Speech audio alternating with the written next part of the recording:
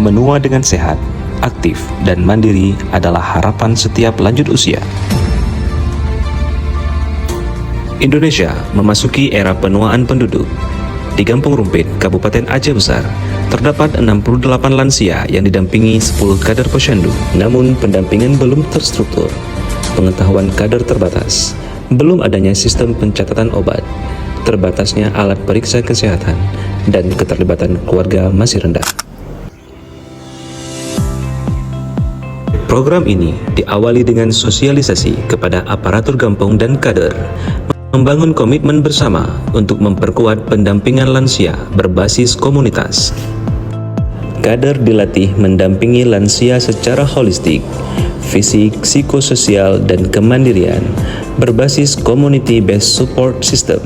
Modul CBSS, buku saku lansia, dan kartu kendali obat diserahkan sebagai pedoman kerja kader.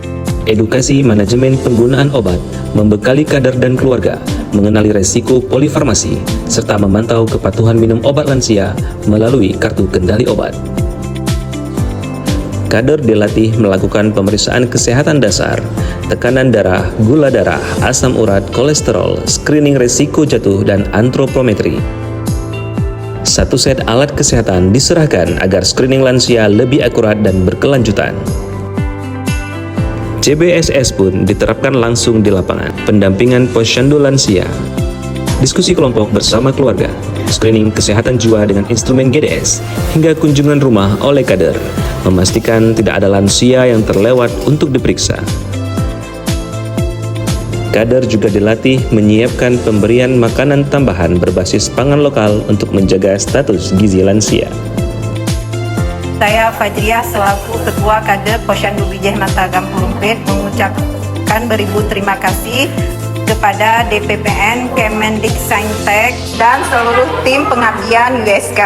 Kegiatan yang dilaksanakan selama ini sangat bermanfaat bagi kami, khususnya para kader dan juga pada lansia di Kampung Rumpit. Kegiatan ini turut memperoleh perhatian publik dan diliput sejumlah media massa nasional, sehingga manfaat program menjangkau khalayak yang lebih luas. Melalui penguatan kader dan dukungan komunitas, lansia Kampung Rumpit melangkah menuju hidup yang lebih sehat dan mandiri.